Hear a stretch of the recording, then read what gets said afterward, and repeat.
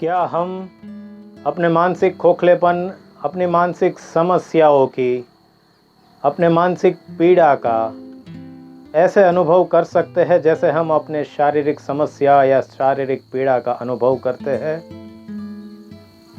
मान लीजिए हमें दांत का दर्द है या कमर का दर्द है, तो वह जो शारीरिक पीड़ा है, क्या हमारी मानसिक समस्या पीड़ा का भी हम अनुभव वैसे ही शारीरिक पीड़ा के जैसे ही क्या कर सकते हैं?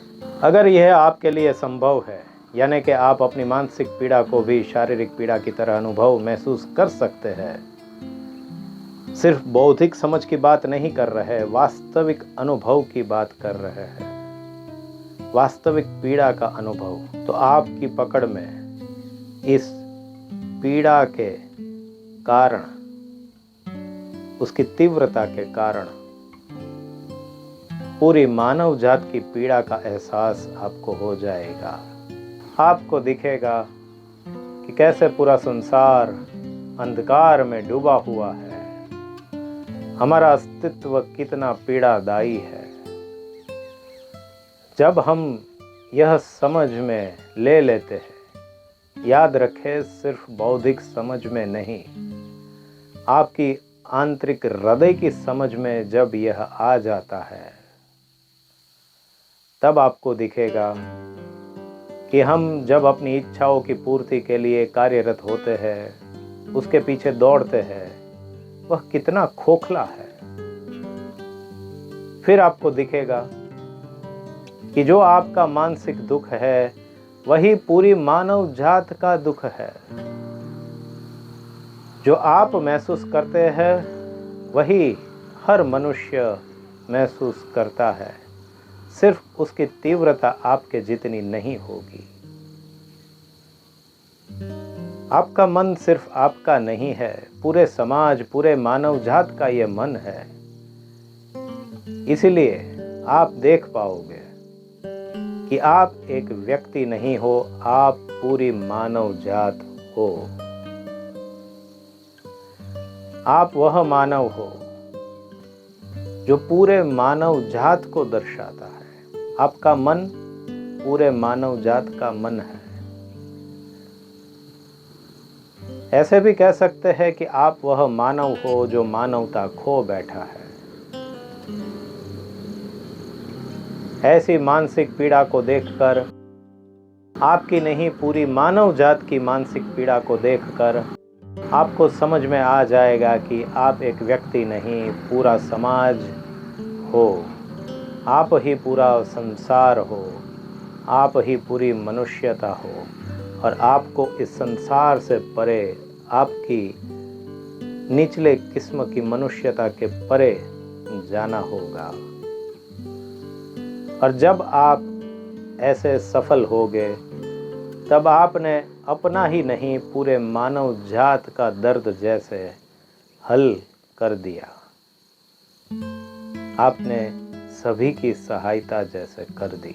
तो आप समझ लीजिए कि एक ऐसे मनुष्य हो जो पूरी मनुष्यता को इंगित करता है। समस्या निजी नहीं है, व्यक्तिगत नहीं है, राष्ट्रीय नहीं है, पूरे मानव जात की समस्या है। पूरी सृष्टि की पीड़ा आपके अंदर है। आप ही वह पीड़ा हो, वह दर्द हो जो हर जगह, हर चीज में छलकती है। हम जो कुछ भी पाने के लिए इच्छुक है, वह हर चीज में वह दर्द है, वह पीड़ा है, वो कमजोरी है, वो बंधन है। जब ये इतना हृदय से आप अनुभव करने लगते हैं, तब आप प्रथम आध्यात्मिक सत्य से रूबरू हो जाते हो। वह प्रथम आध्यात्मिक सत्य है जो बुद्ध और सभी तत्वज्ञानियों ने महसूस किया और कहा है। वह सत्य है सर्वम दुक्खम। पहले यह प्रथम सत्य आपके हृदय में अगर बैठ जाता है, तो ही बाद में यह संभव है कि अंतिम आत्मा का सत्य आपके हृदय में प्रवेश कर सके।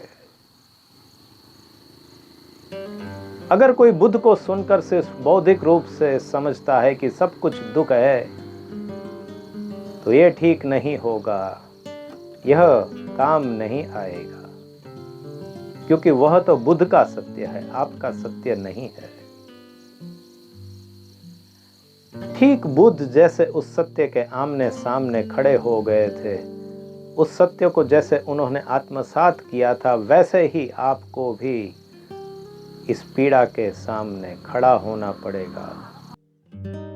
और फिर ही जैसे बुद्ध के अंदर से करुणा का भाव निकला था, वह करुणा की धारा आपके अंदर से भी बहेगी। जब आप पूरी मानव जात से जुड़ जाते हो, जब पूरी मानव जात की पीड़ा आपकी पीड़ा हो जाती है, तब आप देखोगे कि यह शकंजा कितना तंज कसा हुआ है सबके लिए, कैसे पूरी मानव जात को बंधे रखा है, कैसे हम फंसे हुए हैं, कैसे चारों तरफ दुख ही दुख है।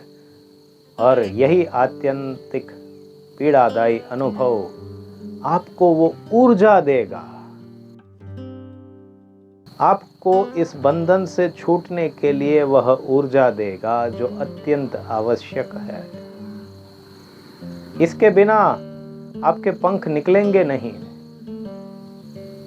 उड़ान तो दूर की बात रही, आध्यात्मिक आनंद की बातें सुनना, उसके भजन गाना, ये सब अच्छा लगेगा, लेकिन जब तक आध्यात्मिक पीड़ा का अनुभव आपको नहीं हुआ है, तब तक आध्यात्मिक आनंद की बातें आपके लिए बंधन मात्र बढ़ाएगी। आपकी पीड़ा वह ईंधन है जिसके सहारे एक रॉकेट यानी आप आसमानी आनंद को छू सकते हो, इस दुनिया के बंधन से बहुत ऊपर चले जा सकते हो। अगर आपको लगता है कि आपको आध्यात्मिक सत्य समझ में आता है, लेकिन कई वर्षों के बाद भी वह आपके लिए वास्तविक नहीं हुआ है, तो आप जान लो कि आध्यात्मिकता का प्रथम सत्य का दर्शन आपको अभी तक ठीक से नहीं हुआ है। आप अपने कंफर्ट जोन, अपने घोंसले में बैठकर आपको यह प्राथमिक आध्यात्मिक सत्य का अनुभव नहीं होगा। आपको दर्द अभी इतना तीव्र नहीं हुआ है कि आप अंतिम हल ढूंढने के लिए निकल पड़ो। ये मात्र आपकी निजी समस्या नहीं है, ये पूरे मानव जात की समस्या है। यह समस्या को देखना सरल है, लेकिन हम चूक जाते हैं। हम हर समस्या का बौद्धिक हल ढूंढने के आदी हो जाते हैं या हो गए हैं। आपको यह आध्यात्मिक पीड़ा वह चोट नहीं शायद दे रही है, इसीलिए आप शायद नहीं जागे हो। आपको बौद्धिक समझ में अवश्य आया होगा कि कैसे सर्वम दुखम है। एक उम्र के बाद कई लोगों को यह समझ में आता है, लेकिन उसकी तीव्रता नहीं होती है, वह ईंधन नहीं होता है जिससे आपकी उड़ान हो सके। तो उसकी बातें आप करते रहोगे। आत्मा बाद में आपके जीवन में आएगा। शुरुआत मन से तो करो, मन को तो ठीक से देखो, कीचड़ को तो ठीक से अनुभव कर लो। मन ही वह पीड़ा है, वह कीचड़ है।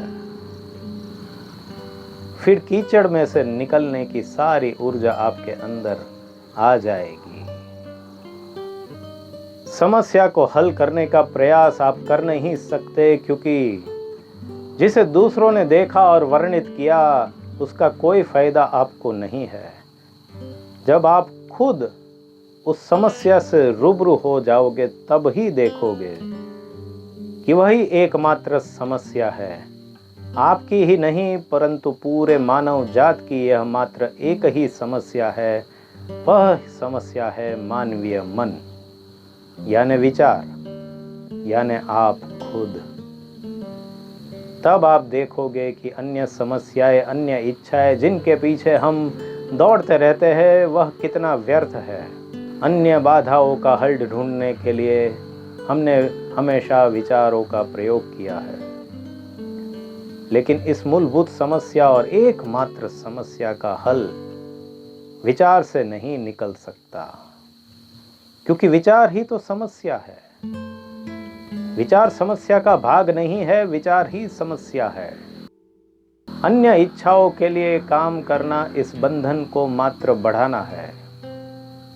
जितना देर करोगे उतनी कठिनाइयां बढ़ती जाएगी। तो समस्याओं को सुलझाने का हमारा सामान्य तरीका, हमारी तकनीकें, हमारी टेक्नोलॉजी, हमारी संपत्ति, इसमें से कुछ भी काम नहीं आएगा। तो फिर आप क्या करोगे? आप कुछ नहीं कर सकते। क्या यह बात आपके लिए सिर्फ बात है या दृढ़ सत्य है?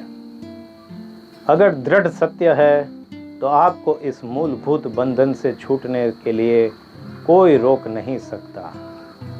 और फिर भी अगर आध्यात्मिक मार्ग में रुकावट महसूस हो तो विचार पर नजर रखो।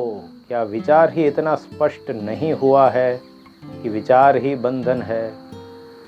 आप खुद बंधन हो, और इसीलिए इस बंधन से मुक्त होने के लिए आप कुछ भी नहीं कर सकते। इस सत्य की गहनता से खोज करो।